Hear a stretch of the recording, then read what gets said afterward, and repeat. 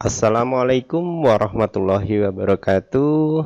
Jumpa lagi dengan kami di channel BAP Education. Kami adalah lembaga yang bernaung di bawah Yayasan Bakti Acarya Pertiwi. Kami sudah berbadan hukum dengan SK Kemenkumham dari Dirjen AHU.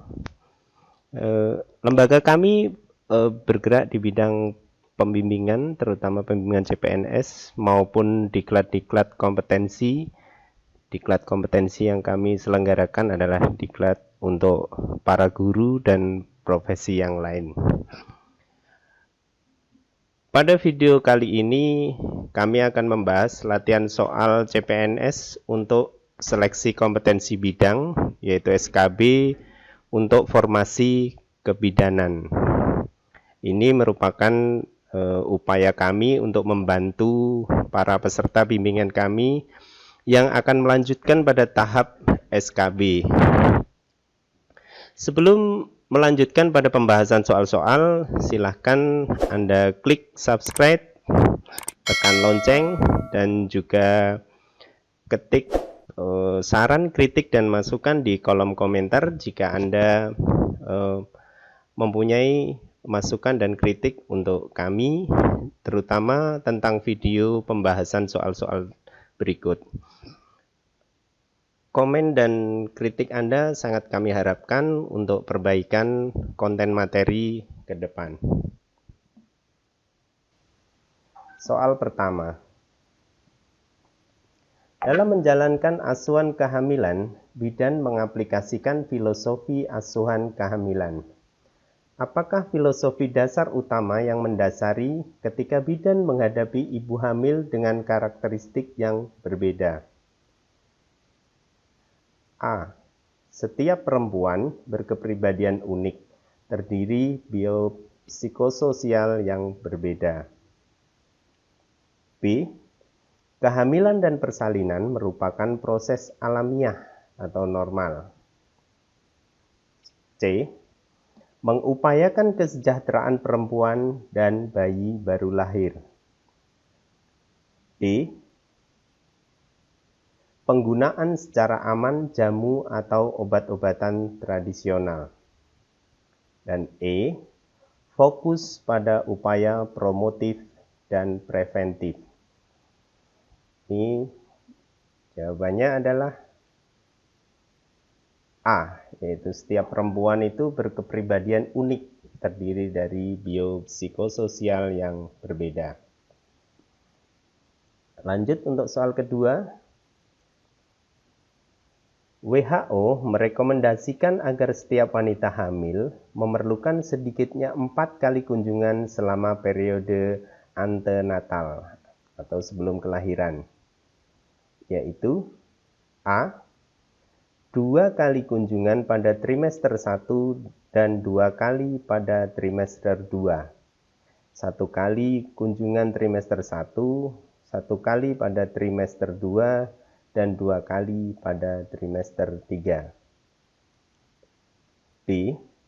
1 kali kunjungan pada trimester 1, 2 kali pada trimester 2, dan 1 kali pada trimester 3. C. 2 kali kunjungan pada trimester 1, 1 kali pada trimester 2, dan 1 kali pada trimester 3. D. 1 kali kunjungan pada trimester 1, tidak ada kunjungan pada trimester 2 atau 0 kali kunjungan pada trimester 2. Sedangkan E. 3 kali kunjungan pada trimester 3. Jawaban yang benar adalah B, yaitu 1 kali kunjungan pada trimester 1, 2 kali pada trimester 2, dan 1 kali pada trimester 3. Soal ketiga. Untuk menjamin agar proses alamiah kehamilan tetap berjalan normal, salah satu cara yang dapat dilakukan adalah A. Deteksi dini komplikasi yang mengancam jiwa ibu dan bayi. B. menyusun prosedur tetap dalam asuhan bagi ibu hamil. C. Menyediakan sistem rujukan yang efektif. D. Meningkatkan sosial ekonomi masyarakat. Dan jawaban E adalah melakukan kolaborasi USG secara rutin. Soal ketiga jawabannya adalah A, yaitu deteksi dini komplikasi yang mengancam jiwa ibu dan bayi. Soal yang keempat, seorang bidan mampu mengambil keputusan klinik dalam asuhan kebidanan kepada individu, keluarga, dan masyarakat dengan menggunakan prinsip partnership. Apakah peran dan tanggung jawab asuhan yang dilaksanakan oleh bidan tersebut? A. Care provider. B. Communicator. C. Manager. D. Community leader. Dan E. Decision maker. Nah, ini adalah istilah-istilah dalam bahasa Inggris, jadi kita harus menguji kemampuan kita dalam membedakan dari makna kata ini. Care, ini ya, penyedia. Care itu artinya perhatian. Communicator berarti yang mengomunikasikan. Manager itu yang mengelola. Community leader, leader itu artinya pimpinan. Decision maker artinya adalah pengambil keputusan. Di sini kita dituntut untuk mampu membedakan istilah-istilah.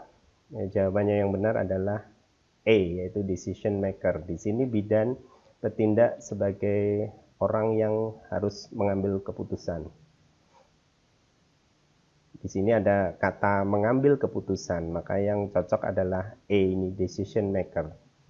Ini. Soal yang kelima. Apakah lingkup asuhan kehamilan yang terkait dengan gaya hidup dan sosial budaya? A. Kehamilan dan persalinan merupakan proses alamiah atau normal. B. Mengupayakan kesejahteraan perempuan dan bayi baru lahir. C. Penggunaan secara aman jamu atau obat-obatan tradisional. D. Perubahan ketidaknyamanan selama kehamilan. E. Melakukan pengkajian kehamilan. Nah, di sini kata kuncinya adalah gaya hidup dan sosial budaya. Jadi yang sesuai adalah C. Itu penggunaan aman jamu atau obat-obatan tradisional, karena ini berkait dengan gaya hidup dan sosial budaya yang ada di masyarakat di mana ibu hamil tersebut berada. Soal ke-6,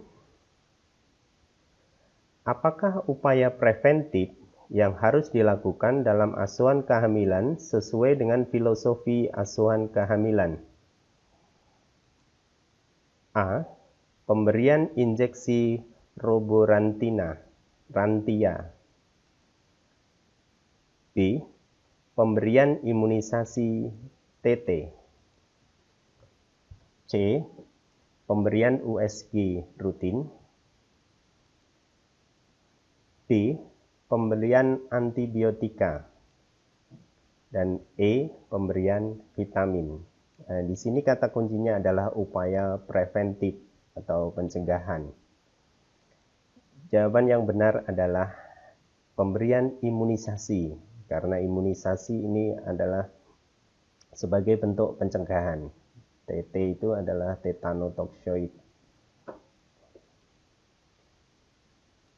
Nah, preventif, di sini ada perbedaan-perbedaan istilah. Preventif adalah tindakan untuk dapat mencegah atau juga mengurangi kemungkinan terjadinya hal-hal yang tidak diinginkan di masa yang akan datang. Represif itu artinya adalah tindakan yang dilakukan setelah terjadinya suatu pelanggaran atau suatu peristiwa. tindakan yang dilakukan setelah peristiwa itu terjadi. Persuasif adalah tindakan yang dilakukan dengan cara membujuk atau juga mengarahkan individu. Hal tersebut dilakukan dengan cara sosialisasi dan juga adanya pengarahan. Itu terutama sosialisasi di bidang-bidang kesehatan kepada ibu hamil. Nah, ini ada juga istilah kursif, artinya adalah pengendalian yang bersifat keras serta tegas. Dengan kata lain, tindakan yang dilakukan dengan cara kekerasan serta juga memberikan sanksi yang tegas. Soal yang ke-7. Apakah penata laksanaan kehamilan patologi dapat dilaksanakan oleh bidan sesuai dengan lingkup kewenangan? Jawaban A adalah IUFD. Jawaban B, anemia ringan. Jawaban C, abortus insipiens. Jawaban D, preeklamsia berat. Dan jawaban E, abortus incompletus. Jawaban yang benar adalah anemia ringan. Soal ke-8. Seorang ibu hamil datang berkunjung memeriksakan kehamilannya ke bidan praktik mandiri. Ibu hamil mendapatkan pelayanan pendidikan kesehatan dan imunisasi TT. Pelayanan yang diberikan kepada ibu hamil tersebut memenuhi salah satu tujuan asuhan kehamilan. Apakah tujuan asuhan kehamilan yang telah diperoleh melalui layanan antenatal tersebut? A. Promotif dan preventif. B. Deteksi abnormalitas. C. Persiapan persalinan. D. Persiapan menyusui. Dan E. Persiapan rujukan. Jawaban yang benar adalah A, yaitu promotif dan preventif. Soal ke-9. Seorang bidan memberi saran kepada ibu hamil, suami, dan keluarga untuk memastikan persiapan persalinan bersih dan aman, persiapan transportasi, dan biaya. Apakah standar asuhan kehamilan yang telah ditetapkan oleh bidan tersebut? A. Palpasi abdominal. B. Identifikasi ibu hamil. C. Persiapan persalinan. D. Pemeriksaan antenatal. Dan E. Pengelolaan dini hipertensi. Di sini kita bisa memilih salah satunya. Nah, yang tepat adalah karena di sini meliputi berbagai aspek yang dilakukan oleh seorang bidan, yaitu ini ada memberi saran pada suami dan keluarga untuk memastikan persiapan. Ini persalinannya bagaimana, persiapan transportasi, dan juga biaya. Ini adalah pola asuhan yang standar asuhan yang dilakukan oleh seorang bidan yang dinamakan persiapan persalinan. Soal ke-10. Konsep refocusing antenatal care didasari pada A. Identifikasi kelompok ibu hamil yang berisiko dan tidak berisiko. B. Intervensi asuhan antenatal yang terbukti menguntungkan. C. Asuhan yang dilaksanakan menguntungkan provider. D. Praktik ANC berfokus pada program pelayanan. E. Peningkatan frekuensi kunjungan ANC. ANC ini adalah antenatal care. Jawaban yang benar adalah B.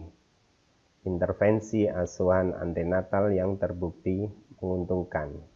Ya, ini di sini kata kuncinya adalah konsep ini, refocusing. Memfokuskan pada ini, intervensi asuhan antenatal yang terbukti menguntungkan. Demikian soal-soal pembahasan tentang SKB untuk formasi kebidanan. Jika ada saran, kritik, dan masukan demi perbaikan video-video kami yang akan datang, silahkan tulis di kolom komentar di bawah. Jangan lupa juga bagi yang belum subscribe, silahkan klik tombol subscribe, tombol lonceng, dan juga klik like. Komen juga boleh, karena komen Anda sangat bermanfaat untuk kami untuk perbaikan video-video kami yang akan datang, terutama untuk formasi kebidanan. Terima kasih, kurang lebihnya mohon maaf. Wassalamualaikum warahmatullahi wabarakatuh.